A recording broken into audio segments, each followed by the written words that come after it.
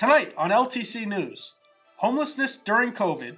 We cannot rely on administrative actions to address the scale of the challenge before us. Purdue Pharma pleads guilty. By the time people really caught up with them, they had been responsible for over 400,000 deaths in this country. And the City of Light celebration. 3, 2, 1. All this and much more on this edition of LTC News.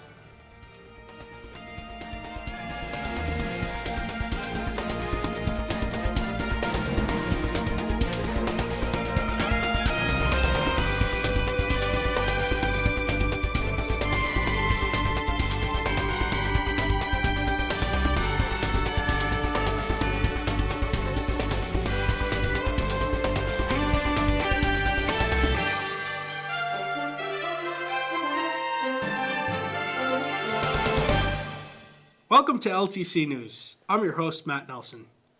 Traditionally, the City of Lowell has a winter parade and festival right after Thanksgiving that culminates in the spectacular holiday lighting of City Hall. This year was different because the public couldn't gather, but local officials and Santa held a virtual festival of lights on November 28th that was broadcast live.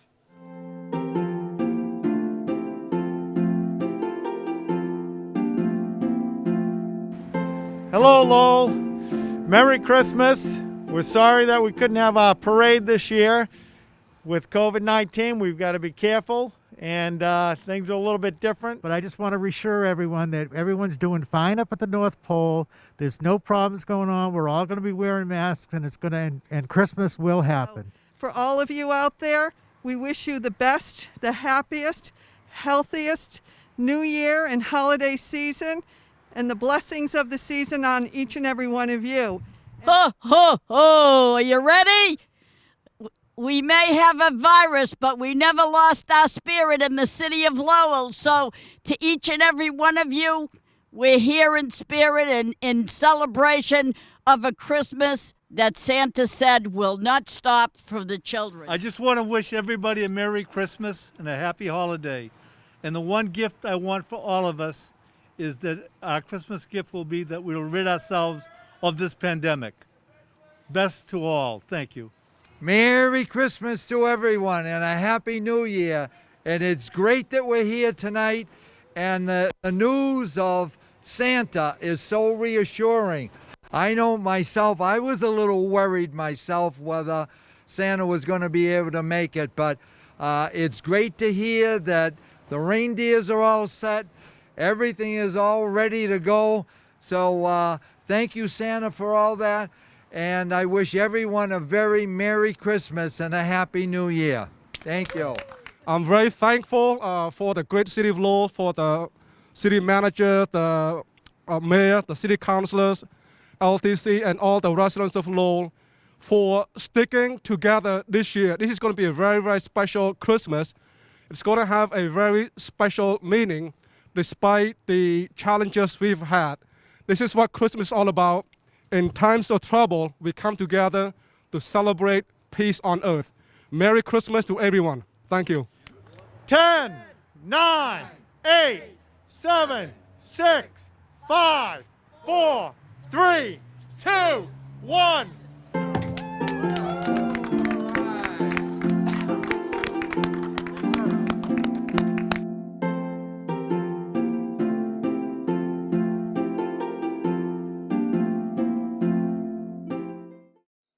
On December 1st, the Greater Lowell Community Foundation hosted a panel discussion on housing insecurity to explain the extent of the problem and explore ways to keep more families from becoming homeless.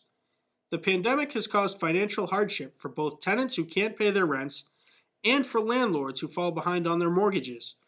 In the short term, government funding has been essential. If you got $1 to invest in keeping somebody in their house versus getting somebody off the street, put it in somebody keeping them in their house, because you get a better return on that, and that would be money well spent.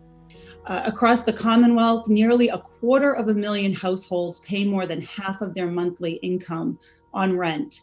And a worker earning the minimum wage would need to work more than 80 hours per week to afford a one-bedroom apartment. The CARES Act, which became law back in March, included an eviction moratorium that ran through July. The House passed another big relief package in May, the HEROES Act, which would have extended that moratorium by a year. But when the Senate didn't step up to the plate, it fell to the CDC to unilaterally extend the eviction moratorium through the end of this year. However, we cannot rely on administrative actions to address the scale of the challenge before us. It's going to take congressional action, as well as our state partners like Senator Kennedy, to provide the necessary support for the months ahead. The Commonwealth has put significant resources into assisting tenants and landlords during the COVID-19 pandemic in an effort to avoid an eviction crisis. In our region, such programs as the Residential Assistance for Families in Transition and the Emergency Rental and Mortgage Assistance are administered through community teamwork. The state Senate, in passing the FY21 budget last week, invested $540 million in funding for rental assistance, homelessness prevention, voucher programs, public housing authorities, and homeless shelters. A referral to community teamwork is the best way for families who are struggling to get connected to kind of the full range of resources that are available, helping to rescue those tenancies, helping families who need to reestablish tenancies, helping families and individuals who are finding their mortgages in peril right now.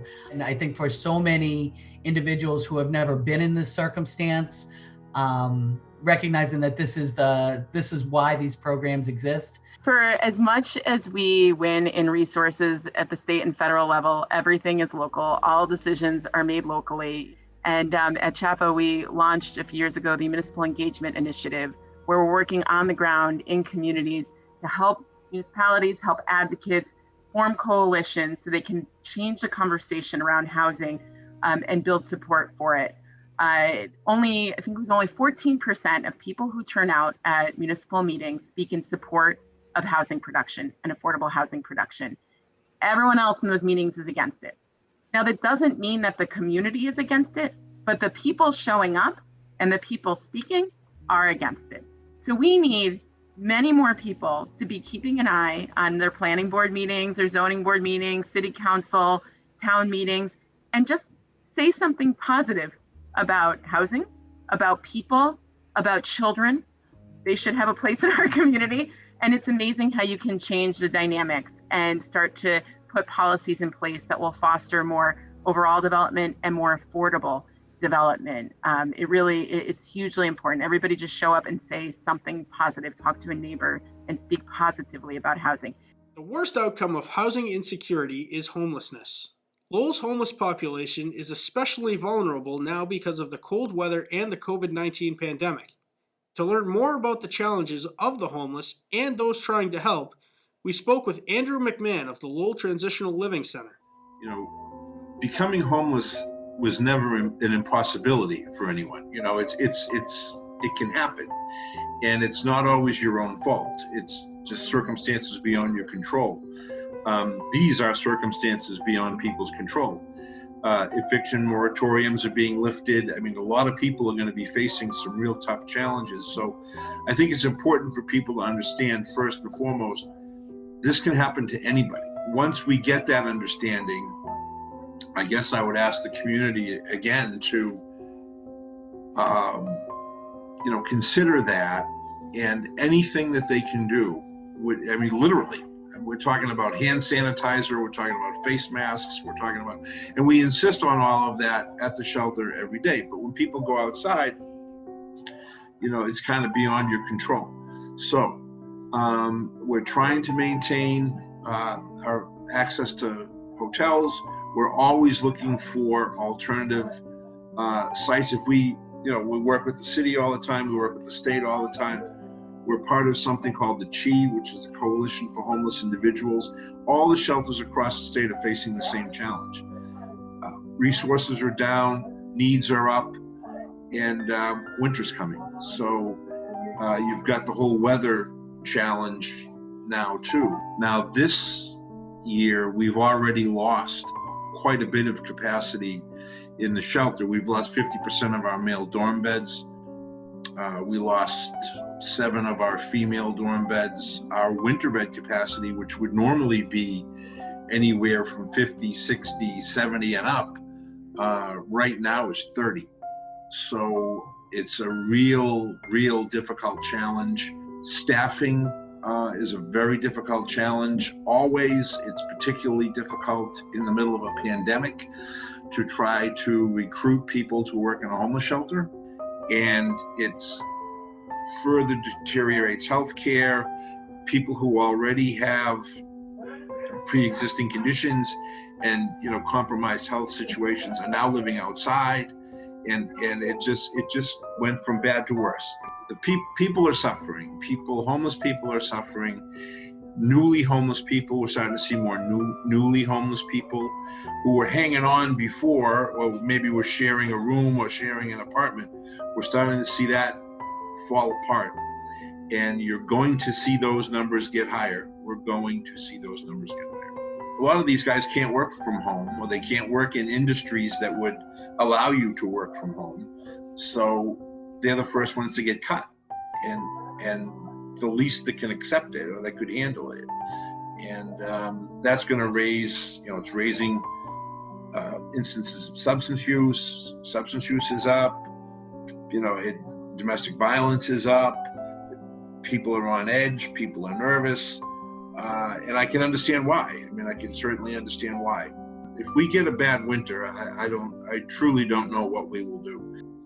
One would think that the guilty verdict of the class action lawsuit filed against Purdue Pharmaceuticals was a victory for overdose victims. The OxyContin manufacturer will have to pay over $8 billion for its role in the nation's opioid crisis. However, the outcome of the verdict is not so simple, as Lowell House Executive Director Bill Garr and plaintiff Lois Griffin explain.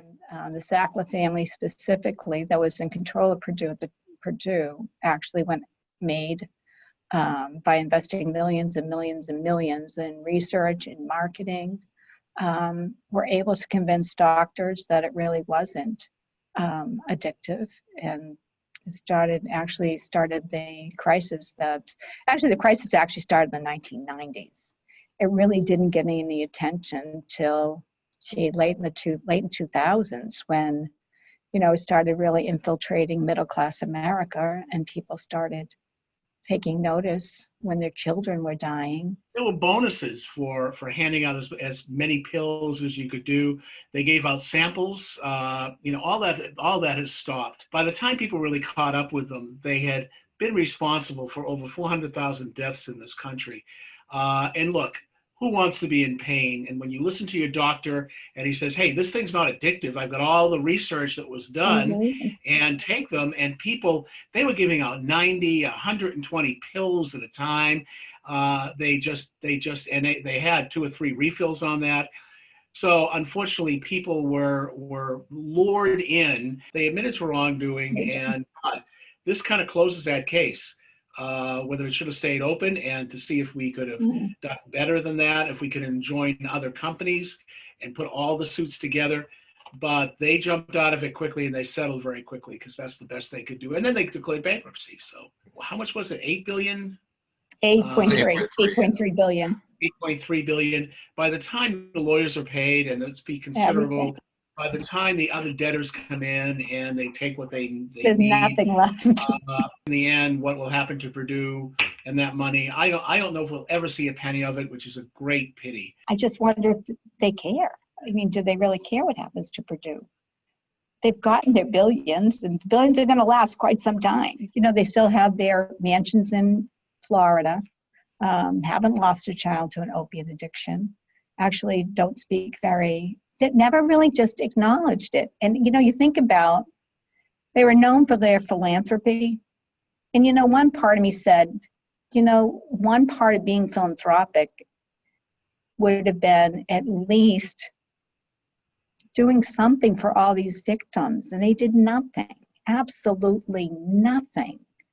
Everything that they did was because, investing in museums because somebody likes specific art. If it was research, It was really not research that we would call credible research. It would be research to just prove a product. And to Bill's point, they just paid off a lot of people. And it's just too bad. I mean, you know, as a mom, I would have liked a letter from them saying, I'm really sorry that you lost your child.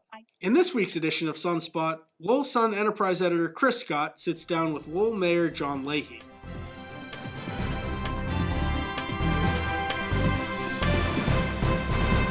Good evening, everyone. I'm Chris Scott, the Enterprise Editor at The Sun.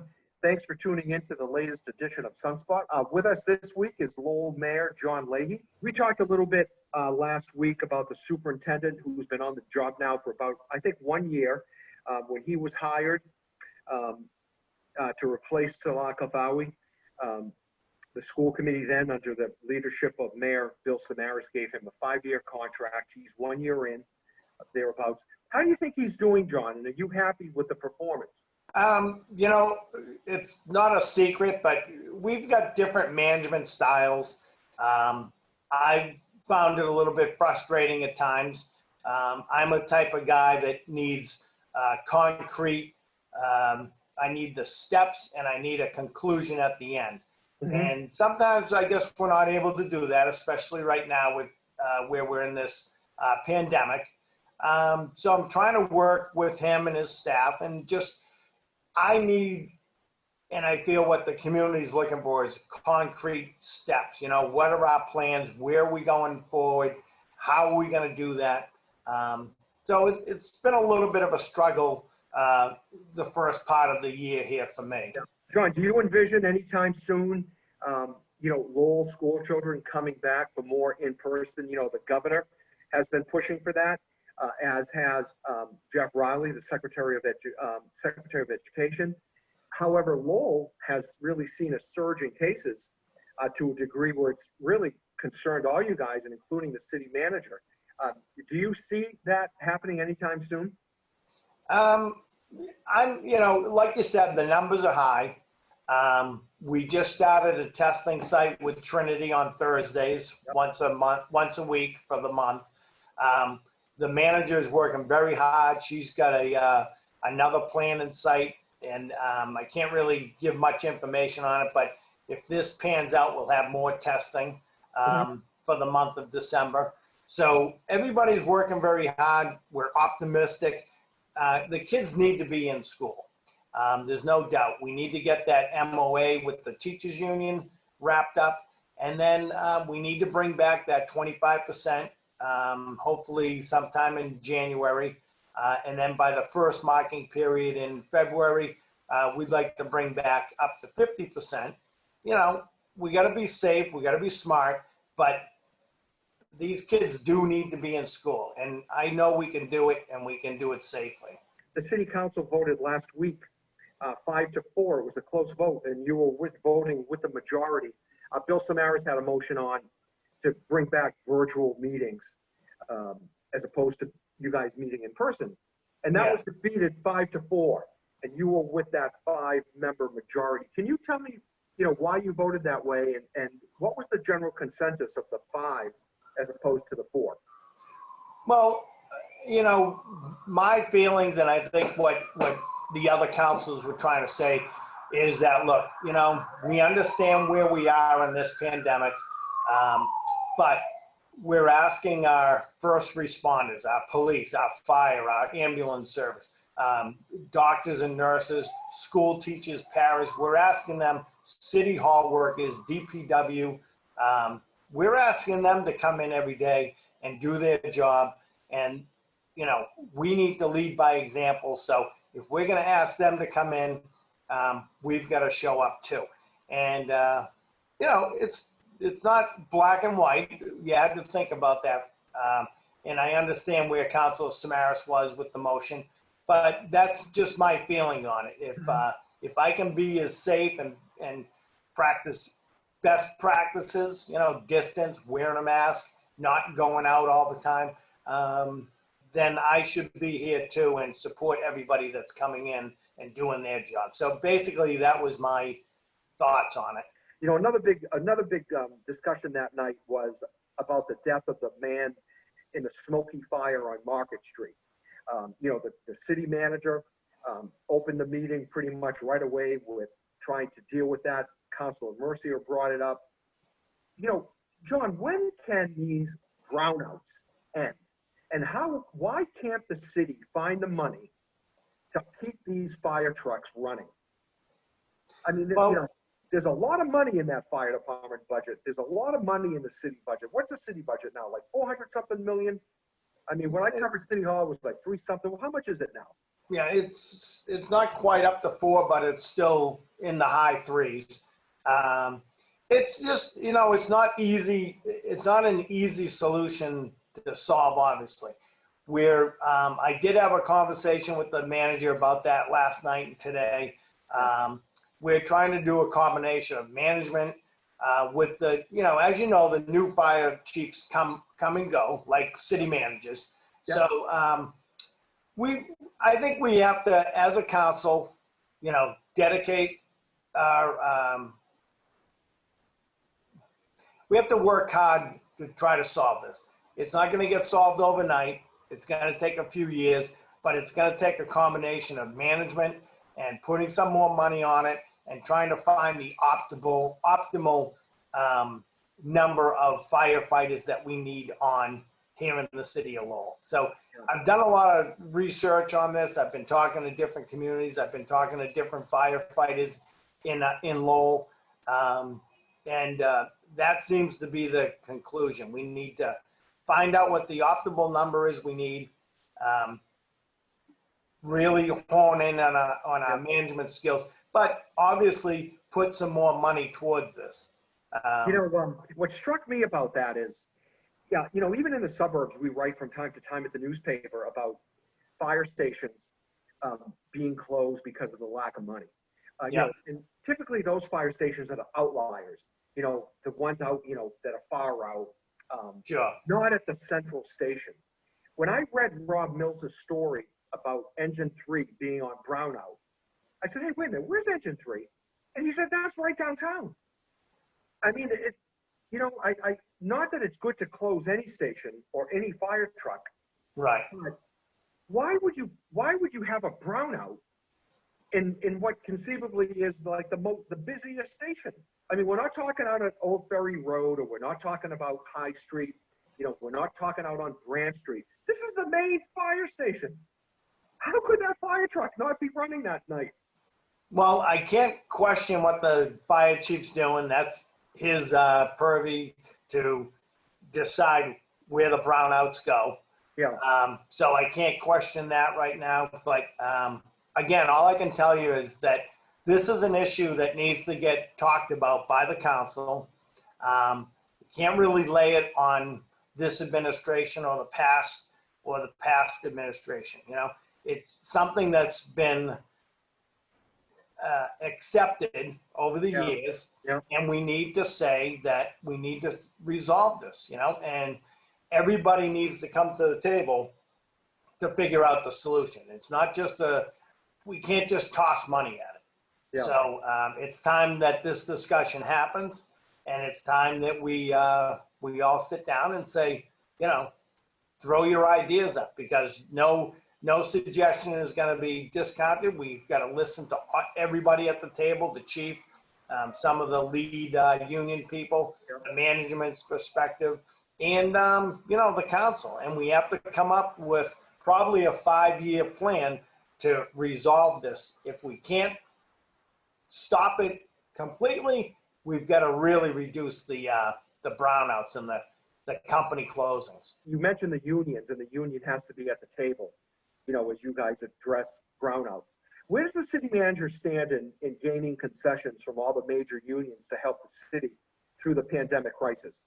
She was meeting with all those unions. It's been a while since we've had anything in the newspaper on that. Have there been any breakthroughs there, or are they all still pending? As you know, on the city side, where I've been involved on the school side, it's different type of negotiation. So on the city side, the manager does all the negotiation and basically brings the contracts to the council. So all I can tell you is that I know Manager Donnie, who's been working very hard on this. She meets often with the unions, and I don't know any of the details right now, but you know, every manager has their own style. But I can tell you, I know that Manager John Leahy was working very hard. I mean, Right, and I'm sure she is. I have no doubt she is. Yeah, She yeah. hasn't brought any amended contracts to you guys. No, not yet, but no. Yeah. I mean, she's been, you know, we've asked her to put a lot of time into COVID too. So she's probably working 25 hours a day just on the COVID. So Tell me, what's the city budget situation looking like, you know, heading into the new year with, you know, with the city taking a hit on taxes, you know, due to the pandemic, you know, the business taxes and all that, and the meals tax. How are things looking? it's tight. I mean, she's doing a very good job balancing jobs with cuts. I mean, we all want to lend a hand. We want to lend a hand up to businesses, but at what expense? So she's got a tough job balancing that.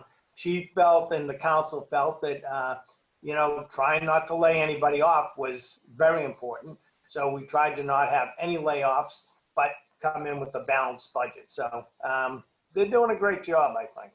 Okay, fair enough. All right, well, John, I want to, Mayor Leahy, John Leahy, I want to thank you for coming on.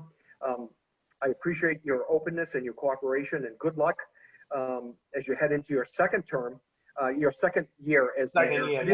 We didn't even talk about the voter rights lawsuit and the map, but maybe we could do that next time. Yeah. So I hope you stay healthy. My best to you and your family, and thanks a lot for coming on. And Okay.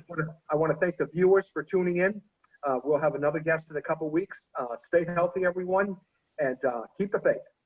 And that does it for this edition of LTC News. You can find us on LTC channels 8, 95, and 99, online at ltc.org, on Roku in the LTC News playlist, on Facebook at LTC Lowell, or on our YouTube page. I'm your host, Matt Nelson. Thanks for joining us.